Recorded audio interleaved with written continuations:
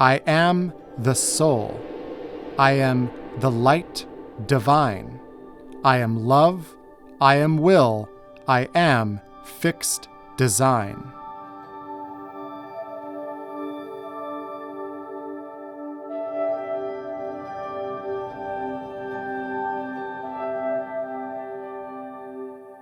It will be of value to explore the big picture as told by the ageless wisdom.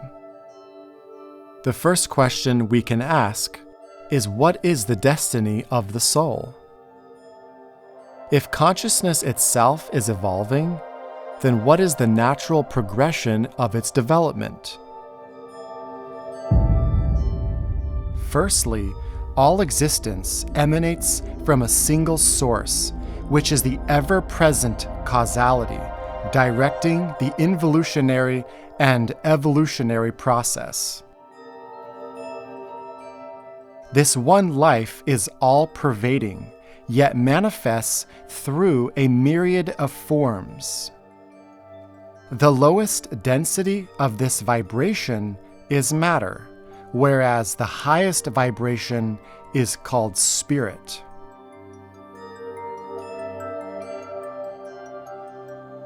At all scales within the universe exists the contrast between the spirit and its form.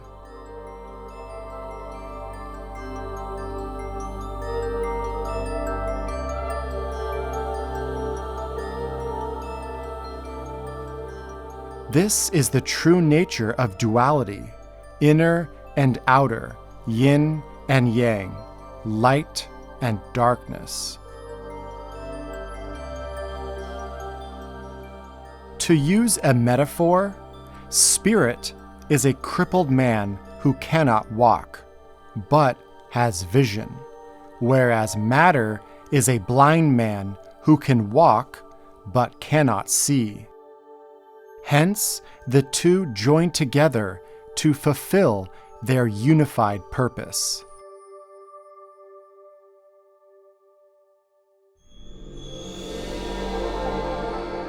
Secondly, the soul, or consciousness, is the result of the interplay between spirit and matter.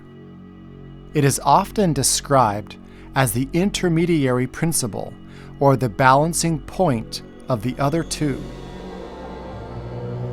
When the father, or spirit, comes into union with the mother, or matter, they produce a child, the soul.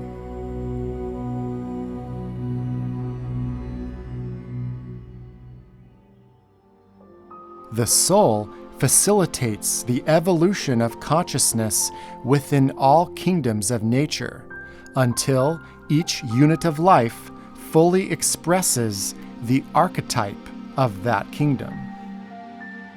From here, it graduates to the next kingdom, continuing the spiral of life. The soul is thus the conduit for spirit, as it expresses itself through matter. Together, these three aspects are the Trinity.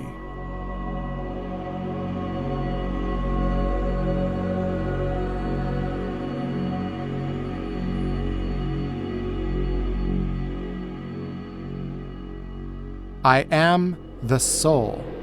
I am the light divine. I am love.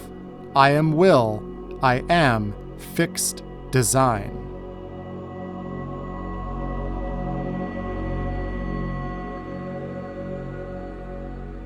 The Ageless Wisdom teachings reveal that we exist within a living cosmos, and that spirit, or energy, animates all of life. Consciousness is a part of all reality, but in regards to our tiny little planet, it evolves through the various kingdoms of nature. It starts with the mineral kingdom as the foundation of life on Earth, where geometry is formed and crystallization takes place. Next, the plant kingdom, where growth, vitality, and rudimentary feeling arise. Then the animal kingdom adds mobility, metabolism, and instinctual mind. From there, individuality of self occurs, and the soul enters the human kingdom, where it now reincarnates through many bodies, but now preserving that spark of individuality and introspective self-consciousness.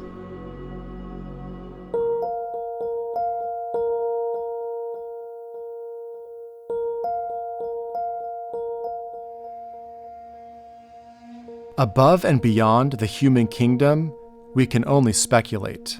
But the ageless wisdom reveals that there is another kingdom, known as the spiritual kingdom or the kingdom of the soul. Buddha taught to his disciples the mechanics of his own liberation. Krishna taught Arjuna on the battlefield that the true battle to win is within himself. Christ gave discourses on the way to enter God's kingdom through love, forgiveness, and brotherhood. Speaking on the subject of liberation, Buddha once said, "Almost too difficult for mortal feet to trod, but also to rely upon the self."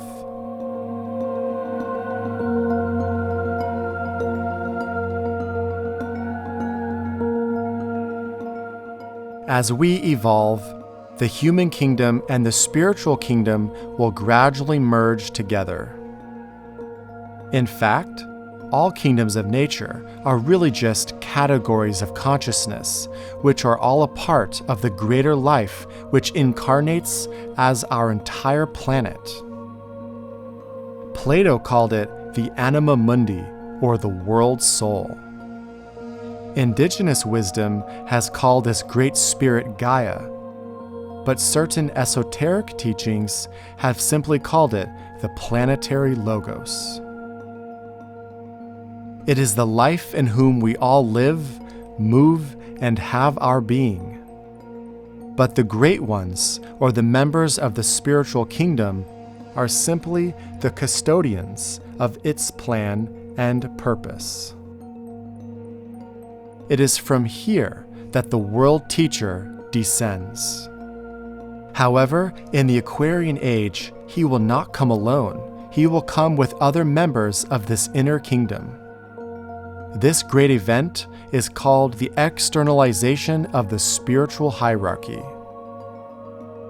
May recognition be the aim.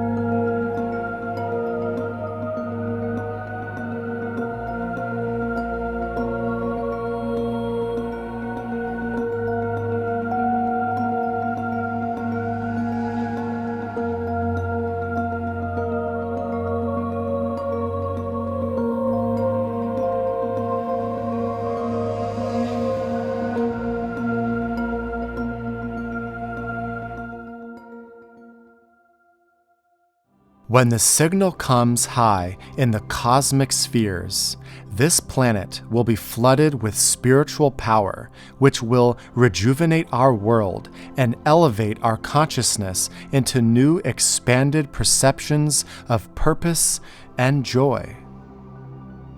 But humanity has to complete the preliminary work beforehand and till the soil of the earth to prepare the new seeds for the forthcoming rays of light.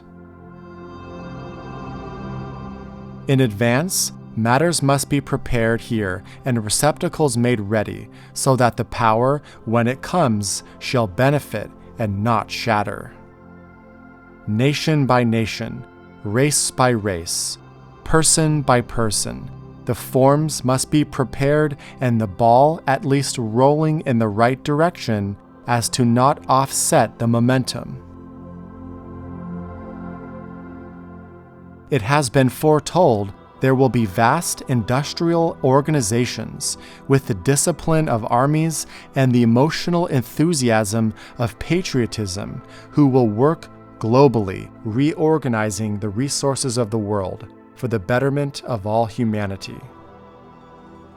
They will turn their magnificent minds to organizing, educating, and industrializing groups which are war-torn, disenfranchised, or dangerously polluted in all parts of the world.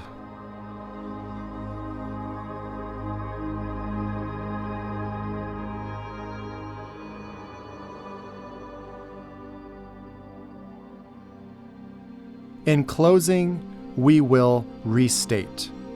It is the soul of humanity that is awakening. That is the true emphasis here. The forces of life are responding to the call of physical and spiritual demands. May the power of the one life pour through the group of all true servers. May the love of the one soul characterize the lives of all who seek to aid the great ones. May I fulfill my part in the one work through self-forgetfulness, harmlessness, and right speech.